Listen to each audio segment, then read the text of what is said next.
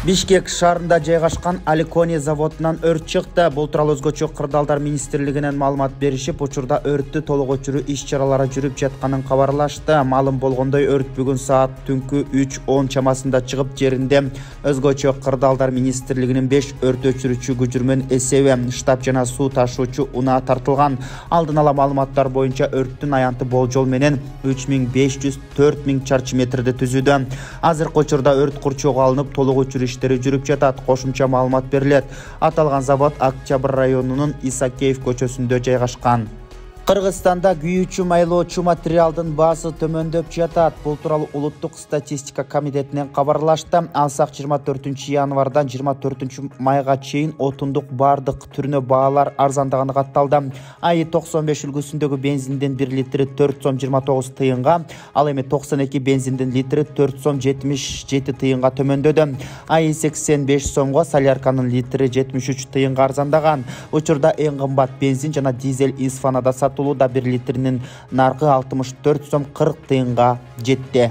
Баткенде 16 тонна контрабандалык күрүштү ташып келген жаран кармалды. Бул тууралуу бүгүн 31 мартта УКМКнын басма сөз кызматынан кабарлашты. Маалыматка ылайык 30 мартта жарандын башкаруусундагы Mercedes-Benz үлгүсүндөгү унаа текшерүүгө алынган. Унаанын жүк салуучу бөлүгүнөн жалпы салмагы 16 тонна контрабандалык күрүч табылды.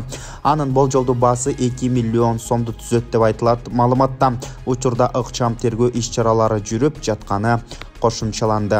Ош облусунун Чоң Алай районунда аз камсыз 700 үй бүлөгө кайрымдуулук баштыкчалары таркатылды. Бул тууралуу Кыргызстан мусулмандарынын дин башкармалыгынан билдиришти. Маалыматка ылайык кайрымдуулук иш-чарасына Араб фонду демөөрчүлүк кылган. Бишкекте жүргүнчүлөр өтмөктөн өтүп бара жаткан кызды каршы тилкеге чыга калган унаа сүзүп кетти. Социалдык тармактарда тараган видеодо жабыркаган кыздын 14 жашта экендиги айтылат. Кырсык 30 мартта Салиев көчөсүндө болгону айтылууда. Кыздын учурда абалы жана окуя кандайча жыйынтыкталганы боюнча азырынча так маалымат жок. Жол кыймылынын коопсуздугун камсыздоо башкы башкармалыгы азырынча расмий билдирүү таратыша элек. Президент Садыр Жапаров кечээ 30 мартта Кытайдын Коммунисттик партиясынын борбордук комитетинин саясий бюросунун мүчөсү Ма Саншуйду кабыл алды. Бул тууралуу президенттин маалымат кызматынан кабарлашты.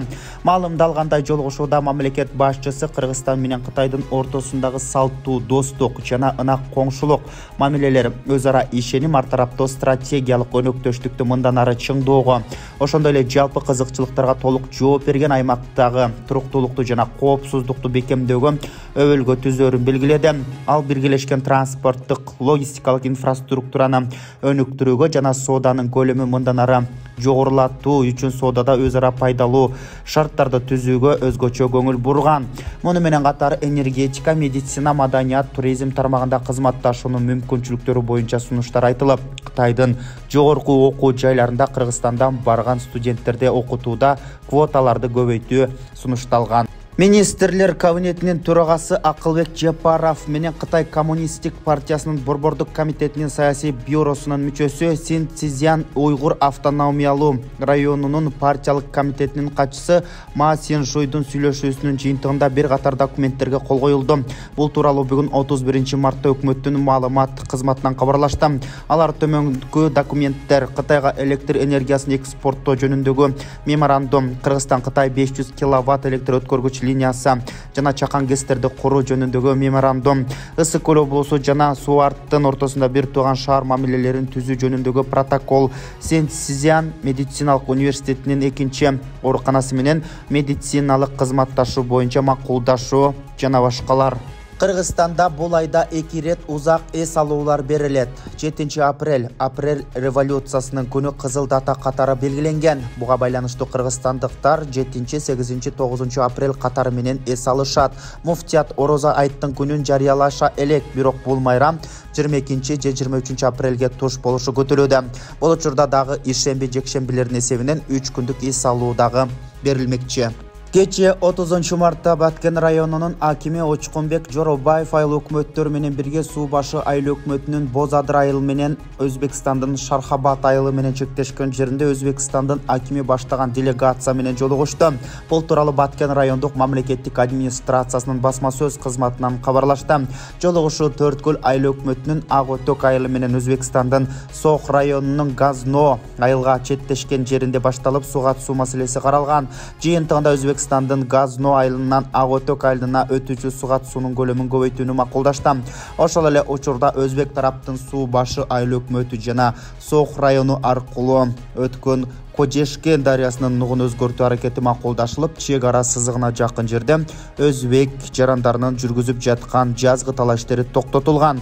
Ал эми кыргыз тарап Кара Токой айылындагы Ширеч суу алуу түйүнүндө курулуш иштерин жүргүзүүнү макулдашкан.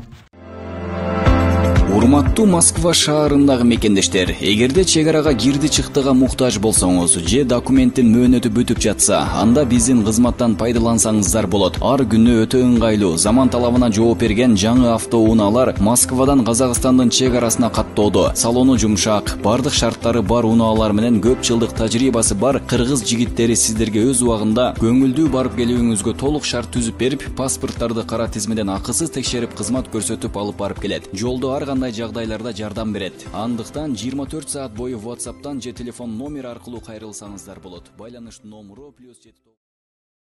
Бул күнүбүзгө алынган акыркы маанилүү кабарлардан түрмөгү болду. Биздин каналыбызга катталып, жаңылыктардан кабардар болуп туруңуздар. Ак Кеме YouTube каналы. Сиздер менен Адилет Аманголов. Эртеңки чыгарылыштан жолугушканча аман туруңуздар.